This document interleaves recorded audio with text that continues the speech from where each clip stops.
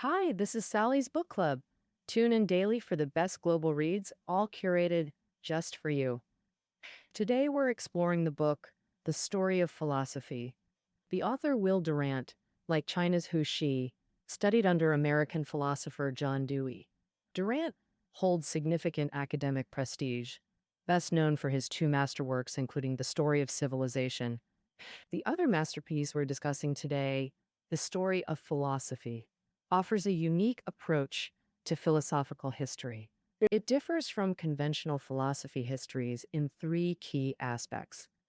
No systematic breakdown of philosophical systems, no detailed lineage analysis of philosophers, nor strict chronological progression.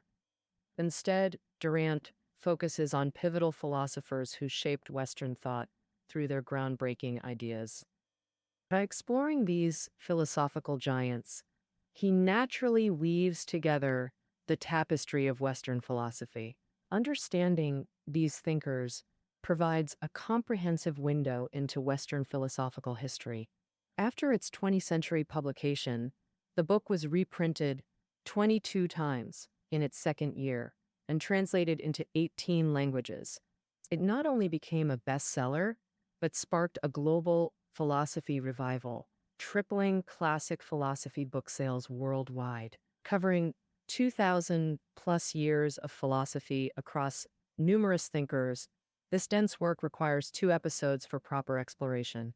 Today's first episode will focus on two key areas of philosophy's foundations. First, philosophy's origins and practical value, plus the Greek trio, Socrates, Plato, and Aristotle. Second, from Francis Bacon's Renaissance to Voltaire's Enlightenment movement in France. Our next episode will cover 19th century philosophy stars from Kant to Nietzsche and modern Western philosophical movements. Remember, this book unlocks all Western philosophy. How exciting is that? Let's dive into part one, starting with philosophy's beginnings and real-world applications. Want to know philosophy's real-world value? First, understand what philosophy is. It comprises 5 disciplines: logic, aesthetics, ethics, political science, and metaphysics. Simply put, humans are thinking beings. Logic teaches structured reasoning.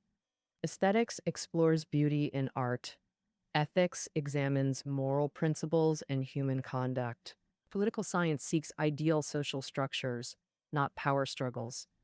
Metaphysics addresses existential questions like human origins and destiny.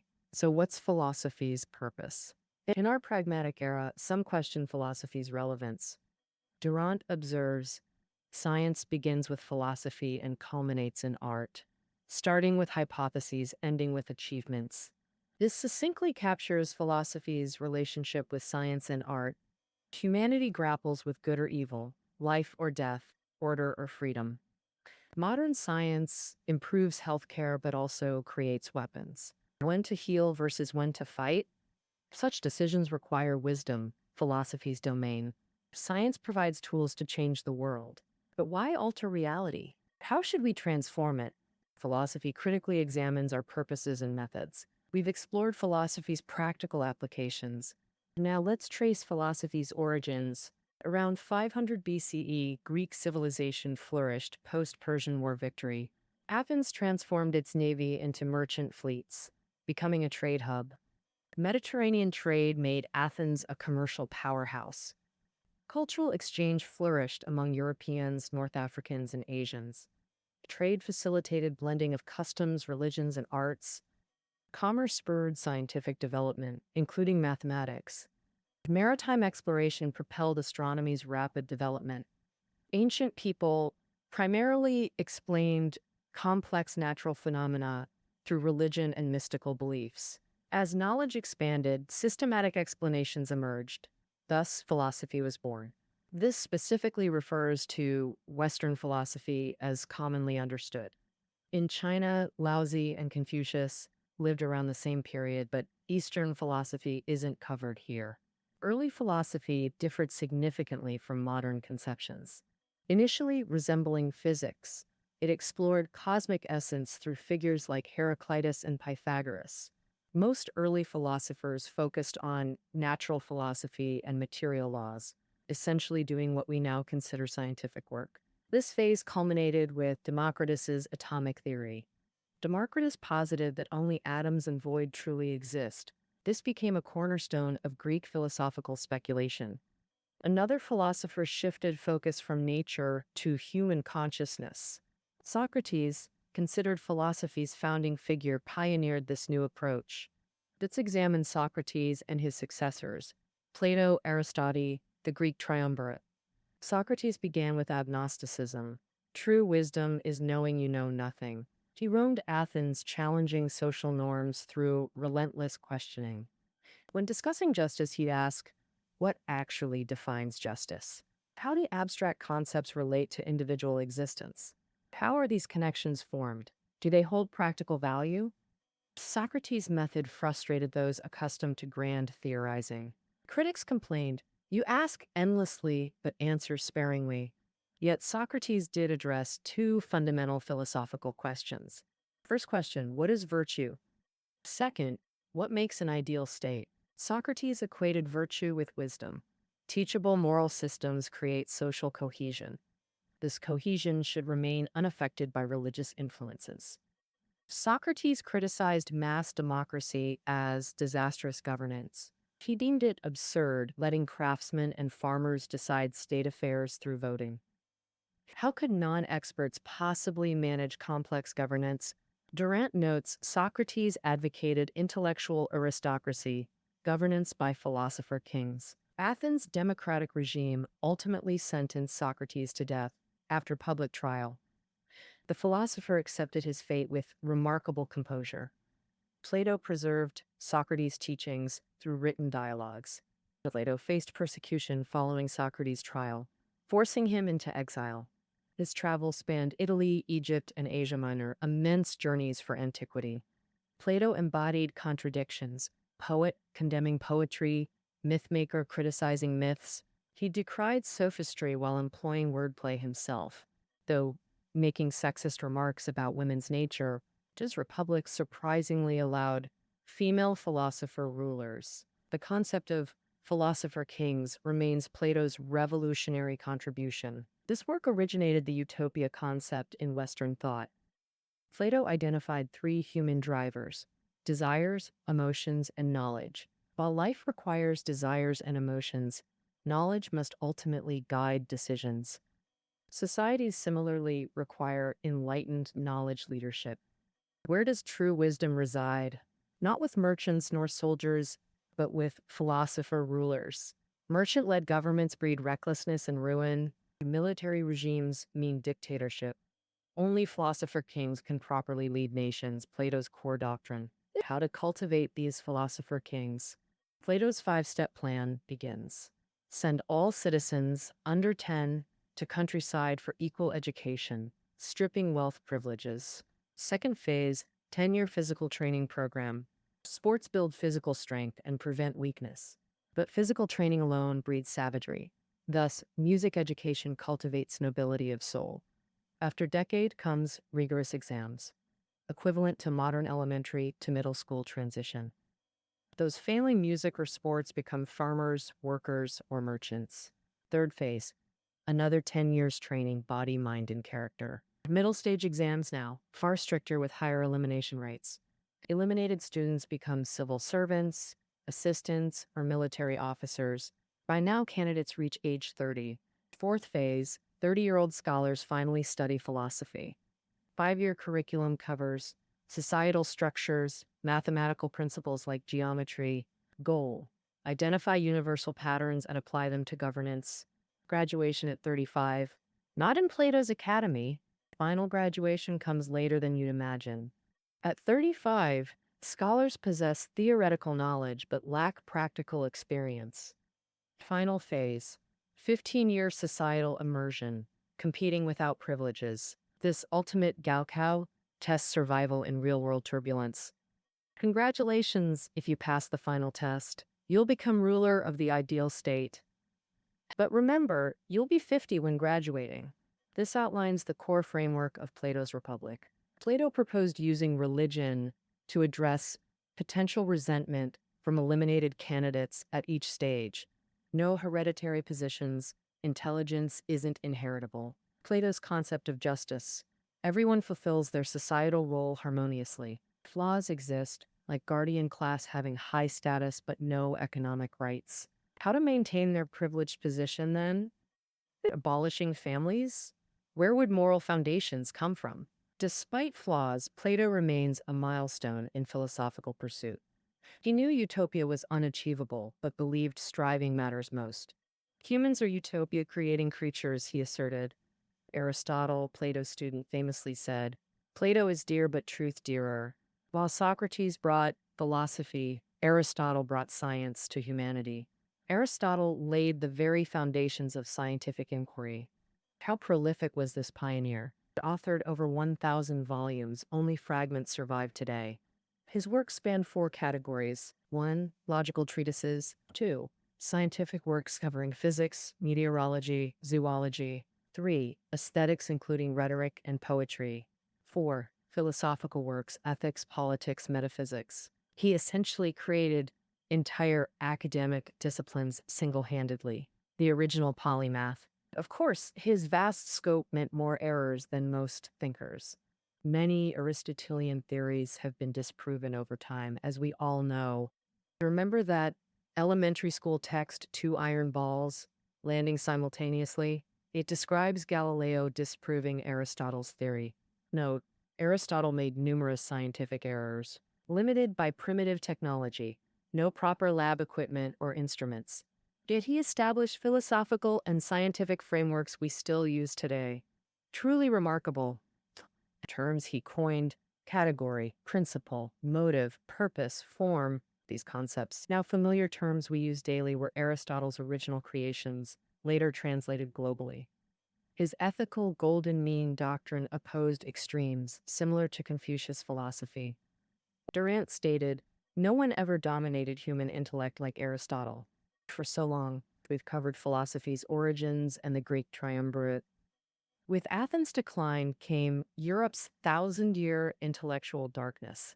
Stoicism prevailed, viewing life as suffering, advocating desirelessness to reduce pain. Church-controlled Roman Empire further stifled philosophical progress.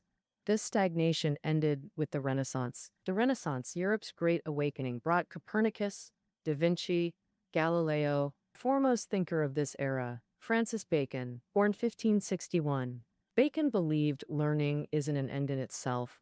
True wisdom lies in applying knowledge practically. He scorned thinkers without action, sneering, "Live in the world just to spectate? Think you're God or some angel?" Thus Bacon emerged as a pragmatist, even utilitarian in approach. He saw love as career obstacle and true friendship as rare. Politically conservative, he advocated monarchy and philosopher kings like Plato. Bacon redefined philosophy with practical, concrete world focus over abstract theory. Knowledge became power, not argumentative tool or ornament. He championed philosophy's renaissance through tireless efforts. His work birthed modern science foundations, social psychology, and workplace success theories. Though contributing to natural sciences, philosophy remained his true passion. Aiming to advance 100 or more disciplines showed both brilliance and weakness. His scattered efforts lacked specialization depth, despite grand vision. Yet Marx hailed him as founder of British materialism and modern experimental science. Next comes Spinoza, 17th century Jewish philosopher influenced by Descartes. Briefing Descartes, father of subjectivism, famed for "I think, therefore I am." Descartes viewed world as mechanical system moved by God's initial push. He believed souls inhabited human machines within divine framework. This mechanical worldview required divine prime mover in Descartes' system. Building on this foundation, Spinoza made revolutionary advancements. In his view, God wasn't an anthropomorphic deity with supernatural powers, but the natural laws themselves. God's relation to the world is like geometric principles to a circle's form. Concepts like good or evil, or intelligence or will, don't apply to God. These are human constructs.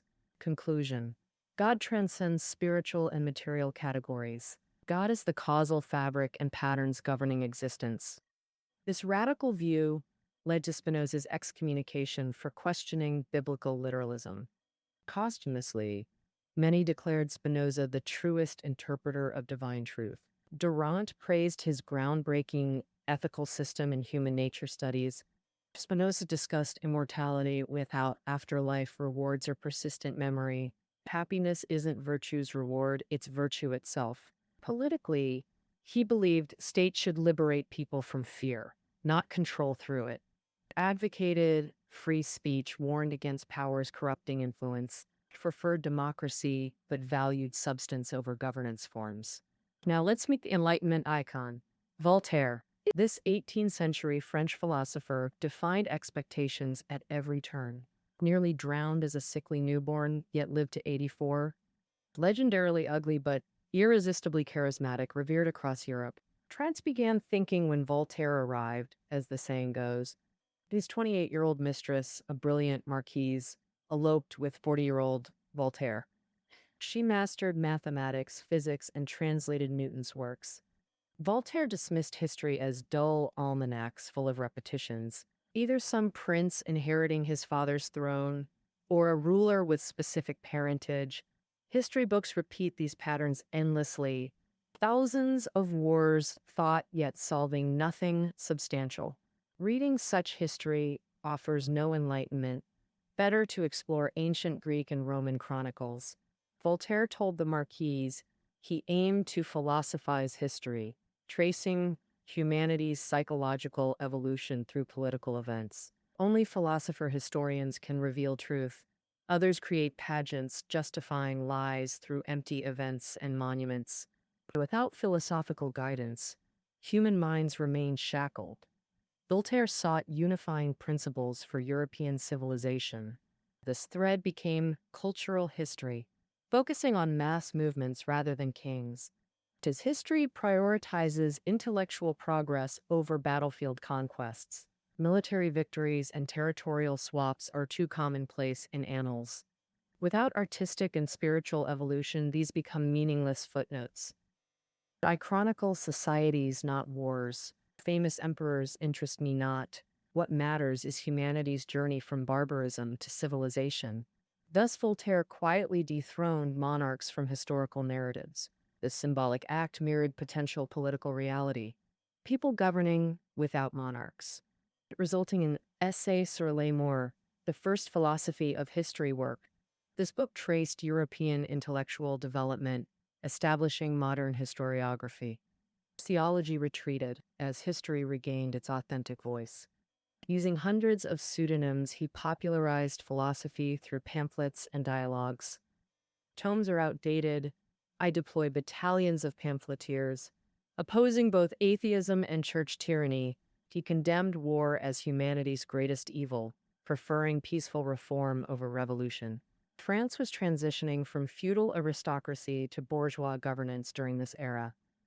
Two intellectual giants dominated this period, Voltaire and Rousseau. While Voltaire advocated reform, Rousseau voiced revolutionary proletarian aspirations. Their ideological clashes became legendary in philosophical history. Voltaire championed reason. Rousseau rejected civilization, literature, and science. Rousseau believed culture corrupted humanity, trusting instinct over rationality. Voltaire dismissed Rousseau as a barbarian, mocking him in correspondence. When Swiss authorities burned Rousseau's social contract, Voltaire fiercely defended free speech. I disapprove, but defend your right to speak became his immortal creed. Voltaire offered Rousseau sanctuary during persecution, testimony to his character. Their fundamental disagreements remained irreconcilable. Voltaire maintained civilized society curbed humanity's baser instincts. Even flawed systems surpassed primitive barbarism through structured order. Bad governance shouldn't warrant regression to savagery. So how address systemic corruption? Voltaire prescribed gradual reform through education. Rousseau advocated passionate revolutionary destruction of old systems. This epitomized reform versus revolution debate. Thus concludes the first half of The Story of Philosophy. We've explored philosophy's origins, Greek triads' contributions, Bacon's Renaissance impact, discuss Spinoza's pantheism and French Enlightenment leaders, Voltaire's legacy, interwoven with Greek natural philosophy and Rousseau's revolutionary ideas. This historical timeline explanation covers approximately 500 BCE through the late 18th century. In our next installment, we'll meet 19th century philosophical luminaries Kant, Hegel, Schopenhauer, Spencer, and Nietzsche, exploring how their ideas shaped the world. We'll also examine modern Western philosophical movements. That concludes part one of The Story of Philosophy. Keynotes below. See you next time.